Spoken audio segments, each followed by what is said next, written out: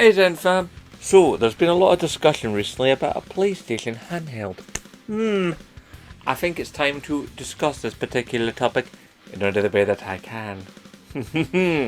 So, let's have a wee bit of a rounding out before we actually start to get into the meat and potatoes of this. First of all, we had the PlayStation Portable. A great wee device. I had one. It was awesome.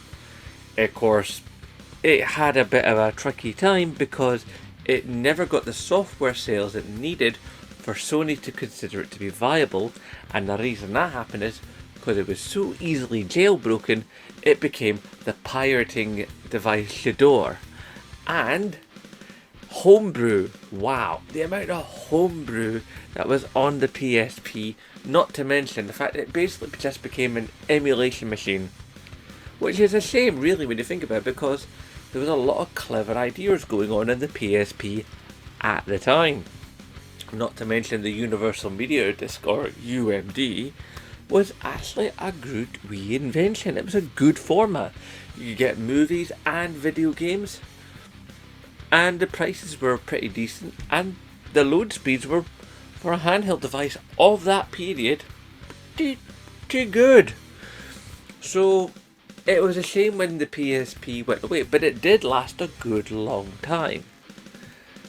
Of course, it was also better than most of the other things of a similar like from the Big N. And it should have done better. It had better technology, it had better inners, it had better graphics, but it was also more expensive. So that's the way these things sometimes go. Sometimes the most expensive, better product doesn't actually do as well as it could do. For instance, for some of you younger ones, you may not have heard of this format we had back in the day called VHS. Videotapes. Those videotapes were actually the second best option back in the day. There was an option at the same time called Betamax. Slightly smaller cassette, wider tape, more signal variants, so you could actually have deeper, more, higher quality, higher definition, basically, recordings, and obviously showings. But it was more expensive. The players were more expensive, and the tapes were more expensive. And eventually, because VHS was cheaper, it won out. Thankfully, when it came to discs, we went to DVD instead of it, and instead of and when we moved on from DVD, we moved to Blu-ray instead of HD DVD.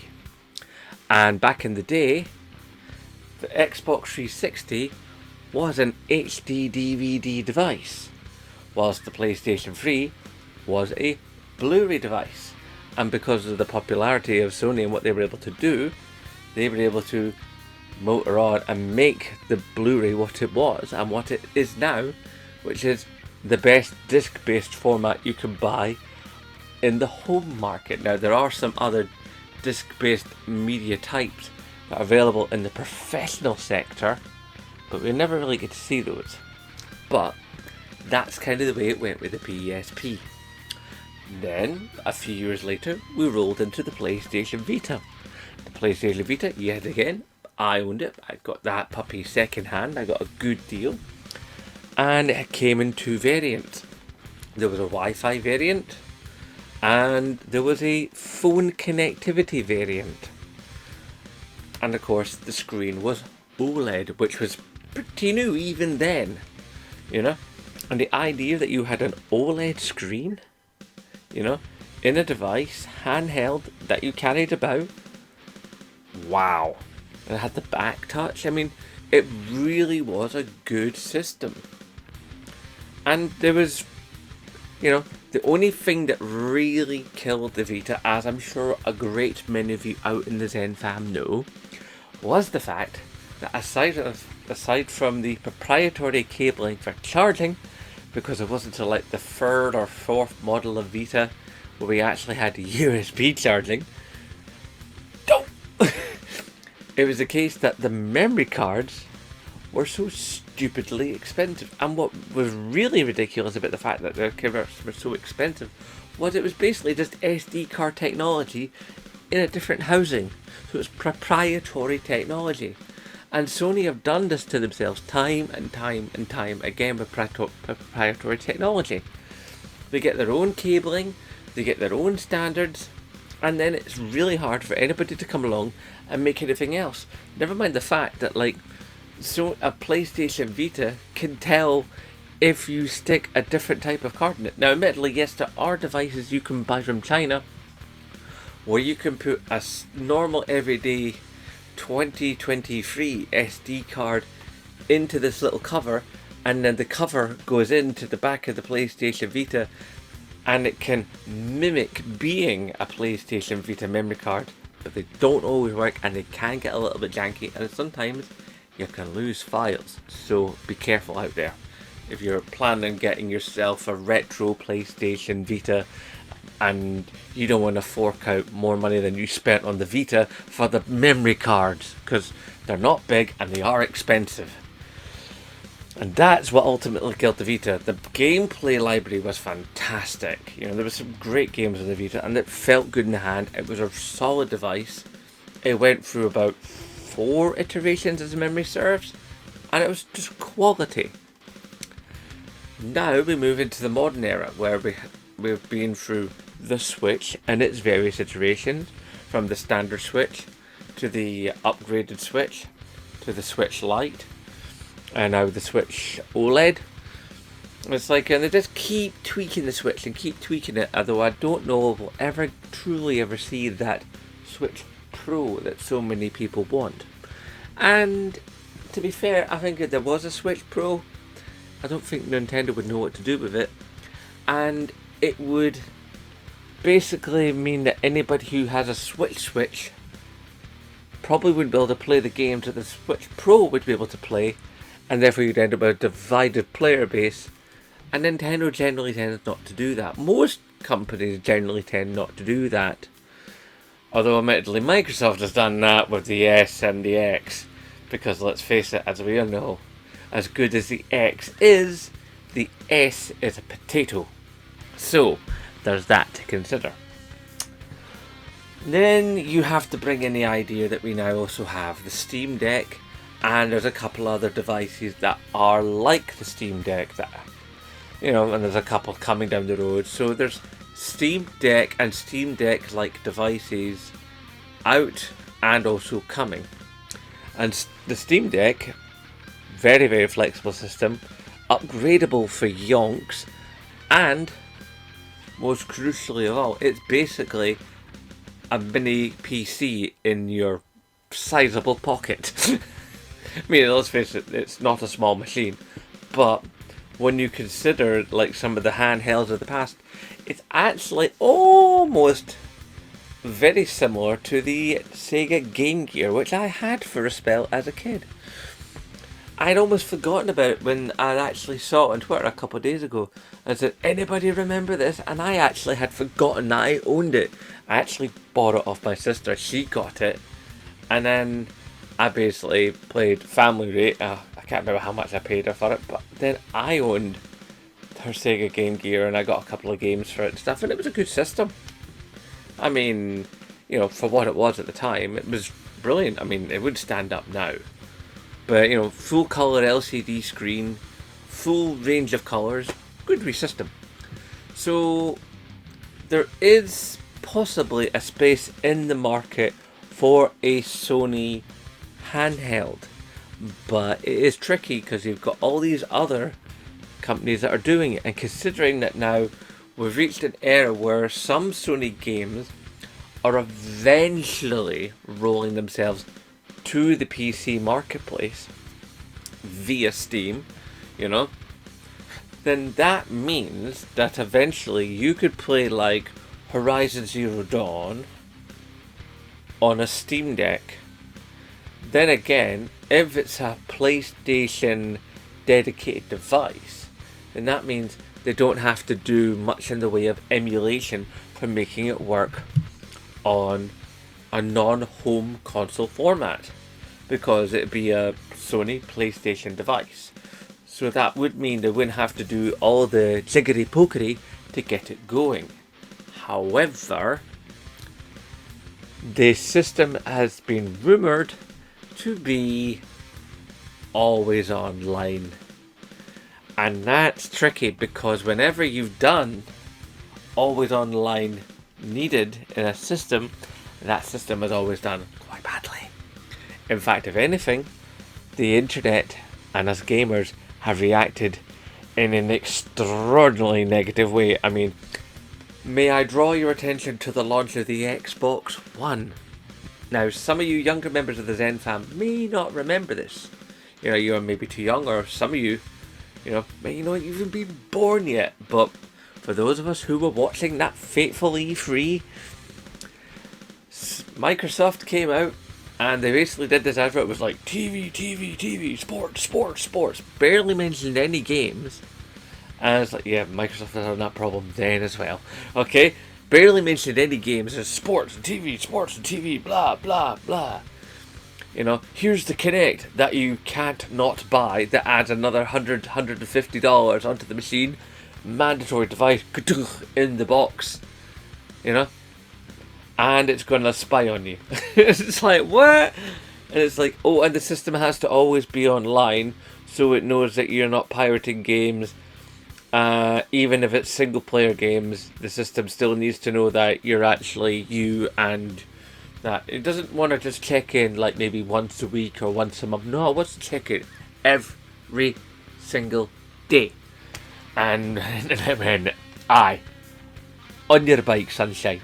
So Microsoft clawed that decision back pretty quick smart, and it hurt them for a long time. I mean, that's one of the things that hurt Microsoft when it came to the sales of the Xbox One. Never mind the mandatory Kinect. Don't get me wrong, the Kinect could do some interesting things. In fact, if anything, I used to watch this channel by a guy called the Big Kahuna, and he made great use of the Xbox One's camera, because it could do like this, like the camera on this PlayStation and the previous PlayStation could do. It can do a virtual green screen, but I don't think it could do actual green screen like I'm doing here. But it could do a virtual green screen, so it could cut you out, a bit like a moving version of Remove BG, if you know that software. So there was things going on. And that's how it was with the Xbox. And, so please, Sony, don't do always online requirement. Now, the idea that's been floated most about a Sony handheld is the concept that it will be PlayStation 5 compatible. Now, if that's the case, then you're talking about either something that's able to download PlayStation 5 games, and considering the size of the PlayStation 5, I don't see that being an idea. So with the idea that the system is meant to be always online compatible, as the rumour goes, and it's a rumour, then that means it would be a streaming system, which then that means you're either using the telephone network, or the mobile network, which means you're going to burn your data, unless you've got a good data plan, and you're able to like have a clone of your SIM card that you usually have on your phone, and you have an unlimited data plan, and you're good to go. Which is going to be some serious money by itself. Because let's face it, an unlimited data plan is not exactly cheap. Or you're doing streaming and relying on whatever Wi-Fi is about. And not all Wi-Fi is created equals, brothers and sisters, is it now? No. And then of course you've also got to make sure, then you probably also have to buy a compatible VPN for your PlayStation portable device of whatever name it gets. Let's go in with NGP, because that's what the Vita was originally going to be called. It was going to be called the Next Generation Portable, NGP. I actually thought that was a better name than Vita, but never mind. So you've got your next level NGP, and you're having to connect it to Wi-Fi, and then you're having to use a VPN so you don't get hacked. It doesn't sound like that great a prospect. Now here's what I think they should do with the system. Okay, I think first of all, doesn't be PlayStation 5. It should be a PlayStation 4 shrunk right down, because now we have the technology to make the PlayStation 4 a lot smaller. Stick in a small SSD drive, about a terabyte, okay? Let's be generous here. Let's put in a terabyte SSD drive, so no moving parts, no disk drive, okay? Now without a disk drive, you take out a lot of space that's eaten up. With an SSD drive, you make that even smaller. No spinning disk drive, all solid state. You're taking the size right down immediately. Okay? So then all you're really having to worry about is the cooling system. Cooling systems are getting smarter and smarter and smarter. They take some tips from the cooling system they had in the PlayStation 5 in its third model iteration thus far. And they use some of that same technology. Then also marry that with some of the things that we've seen in gaming phones, like some of the more advanced gaming phones from Razer and the like. Then I think you could have something that be not too dissimilar and possibly even a bit smaller than a Steam Deck. You know, chunk-wise, you know. You want something big-ish, so you got nice screen real estate and good controls, but something not too thin and not too heavy. Sorry, not so thick and not too heavy. So, having it as being basically a PlayStation 4 download-only system. You see where I'm going with this, ladies and gentlemen? You could revitalise the PlayStation 4 library, okay?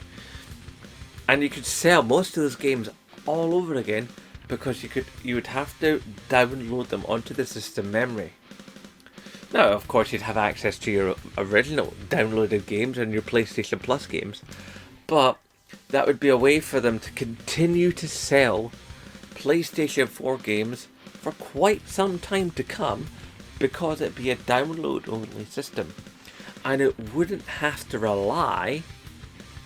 Get me? It wouldn't have to rely on discs and on Wi-Fi. That'd be great, you know, if you wanted to have an online battle with somebody, like say you were playing, you know, an online title, like I don't know, like Burnout Paradise or something.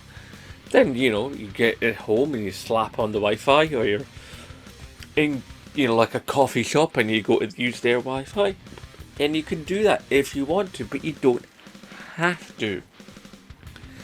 And what would be really great is if it was a fully compatible PlayStation 4 with PlayStation 4 peripherals. So you could whack a PSVR in, you could have a wee stand on it, so it could sit in front of you with its camera pointed at you, so then you could still use the PlayStation VR with the Move cameras and blah blah blah, with the Move controller and the aim and all the rest of it. Be able to talk wirelessly to a DualShock 4, you know, as well as have the controls on the side like you have on the Steam Deck and Nintendo Switch and all the rest of it. Have a lovely little 4K screen, because Sony phones have had 4K screens now for a good for a good few years now, and some of those Sony Xperia devices that have come out in the last couple of years, the image quality, ooh, that's why I use a Sony Xperia, because it's a good phone for me being a content creator. The image quality is really good.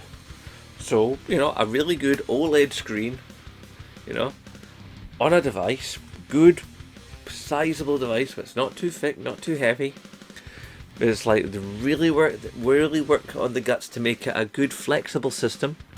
It could even keep the camera, so you could probably, if you wanted to, you would have a mobile editing rig, because it would have Share Factory in it. Maybe even pump it up to Share Factory Studio, you know? Give it that little extra boost. Who knows? They could do that. In fact, I think that they should update Share Factory on the PlayStation 4 to Share Factory Studio. But that's just me. That's my content creator brain blur in there. But yeah, I think having it basically be a portable PS4 to give the PS4 and the PS4 library, which is the most important part, a second life.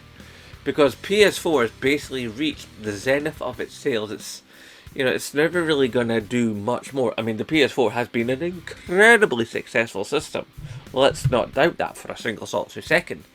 But I don't think there's enough power, and I don't think there's enough money, and I don't think there's enough manufacturing capacity to make a carry-around PlayStation 5. But to make a carry-around PlayStation 4 that's a fully digital system that doesn't need to have to actually use Wi-Fi or mobile internet, then, boys and girls, I think you're onto something. In fact, if anything, if we could do a little bit of on-chip engineering, then maybe, just maybe, we could make that PlayStation 1, PlayStation 2, PlayStation 3 backwards compatible stick, like an emulator chip in that puppy. Really sweeten the deal. And when you consider that that could be something where you could buy those games again, all those games again, and play them on that device in high res, maybe even have a cable that connects it to the telly, or even better still, right? And I'm going out on a limb here. Have a dongle that connects to the device, or comes with the device, and you can whack that in the back of your telly. It goes straight into HDMI, or USB, whichever you like, but probably HDMI.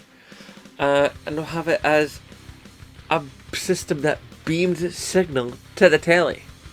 That then means you could finally have the second screen experience that game systems have spoken about for so long and never quite cracked. I mean, the Wii U never cracked it.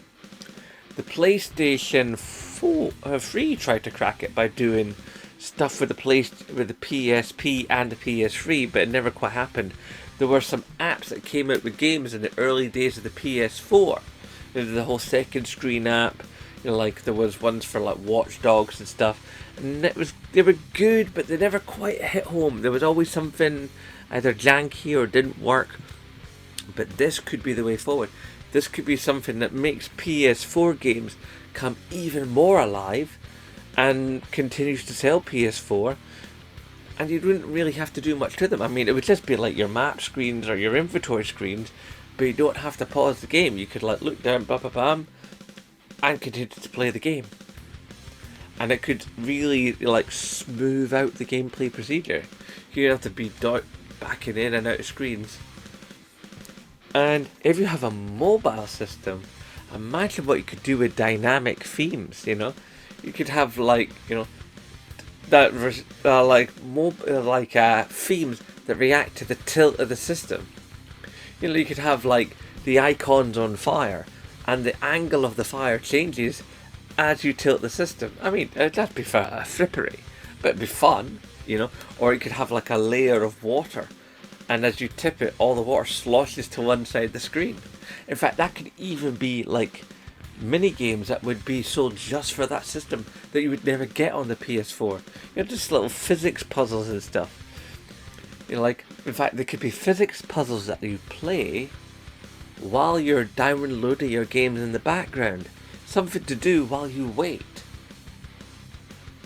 I think there's some very, very clever things that could be done if Sony went and made the next portable system, that an idea of that is supposed to be in the works. It's basically a shrunken down PS4 with some new optional extras. Think about that. If you had a PS4 portable, then that would mean that people would have to go out and buy Pulse headsets. Buying those platinum headsets, man. Or even the headsets with gold. More headset sales. Because some of us out here, we sold our headsets when we wanted to get the new headset. That's what I did. I mean, I went and sold my platinum headset, and I got these. And I'll tell you something. Even though I like these a lot, the platinum headset, better sound quality. Honestly. And more comfortable. Don't get me wrong, those Pulse 3D headphones, they're really, really nice. They sit really nice on the ears. Sound quality is good, but I just happen to believe that the Platinum headset that I had for PS4 was a better headset. In fact, that's just a fact. It's just a better headset. But then it's a more expensive headset. I mean, the Platinum headset when I first got it was like about, oh god, like about 130 quid. That headset for the PlayStation 5 one, I think it retails for about what, like 85-90. So you know, you get what you pay for when it comes to electronics. But obviously, in that comment section down below, I'd love to know what you think. Am I dreaming too hard? Am I come up with an idea that's completely unworkable? Do you have a better idea? You know, I'm sure there's some smart person out there in the Zen fam that does have a better idea. In fact, YouTube has introduced a new feature, okay? And this new feature, basically, you're able to do a personalized short in response to someone's comment, and then it's linked below as a response in the comment section. So that person gets their own specialized short directed at them. So if somebody says something really interesting from this point on, yours truly will be making videos in short form in the comment section directed right at you. So you will get your own response from me. I think that sounds pretty cool. Unless you don't want that. I mean, I'm happy to respond in text form, you know. But if you see something really, really cool that I really, really, really like, then there's a high probability, as long as time is good and the lighting is okay and there's not too much background noise at the time, that I will then come to that comment and I will make a short response. Think on that, brothers and sisters of the Zen fam. Yes, your own personalised message from moi. Okay guys, I'll be rattling on for about a part of half an hour, so I should probably think about concluding. So, hashtag support Scottish YouTubers, and of course, as always, aye, no bother.